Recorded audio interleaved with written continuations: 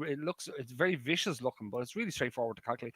And the way I'm going to sort of exemplify how we're going to do this calculation is we're going to take the multichotomous variable. So we're going to take the multichotomous variable, executives. We're going to we're going to create a table from them. Executives, let's say manager, and let's say supervisor.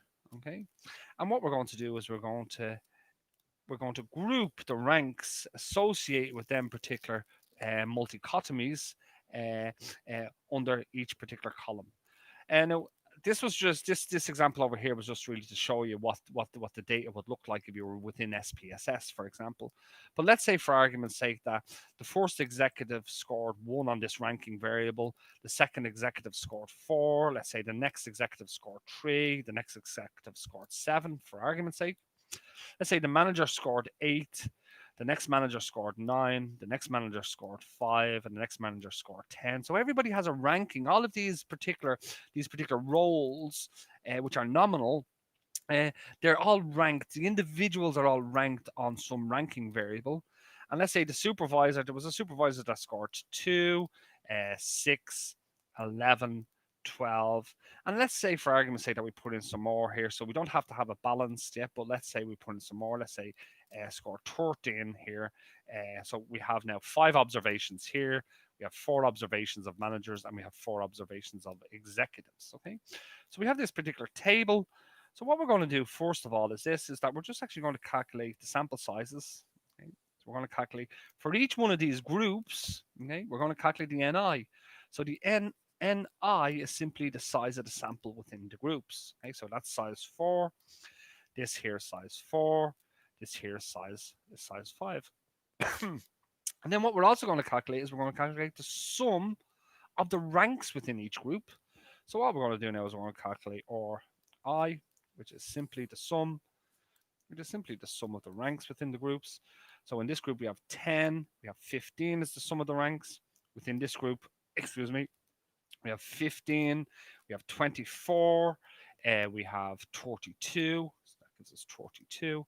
And within this group here we have 10, 20, 30, 33, 35, 36, let's say 42, 44. So that gives us 44 within that particular group. And now we're ready to do our calculation. Okay?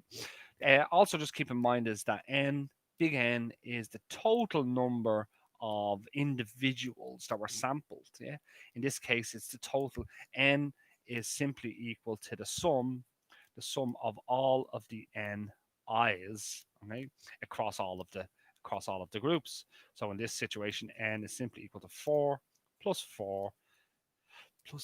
So our big N is equal to 13. Okay. So there was 13 observations. 4, 8, and 5 gives us 13. So now we're ready to do our calculation.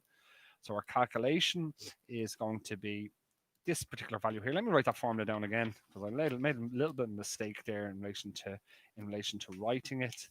A little bit muddy it was. So we have or MR for the multichotomous with the rank is equal to 12 times. So it's 12 times. It's the sum of, okay, it's the sum for each group of the summation of the ranks within each group, and that's to be squared, okay, divided by the size of the sample, okay, within that particular group, okay, which needs to be divided by the total number of observations times the total number of observations squared minus 1. And what we're going to subtract from that is 3 times n plus 1 divided by n minus 1. And keep in mind that this is a square root, which tells us that this is actually always going to be, this should be always positive. Okay. So looking at this now, let's do the sum of the ranks. Okay. So, excuse me. So what we're going to do first is we're going to take all of the ranks and we're going to sum them together. Okay. Sorry, we're going to take the ranks for each group. For each group, we're going to get the ranks, and we're going to divide them by n minus 1. So this is probably laid out a little bit. So now what we have is excuse me,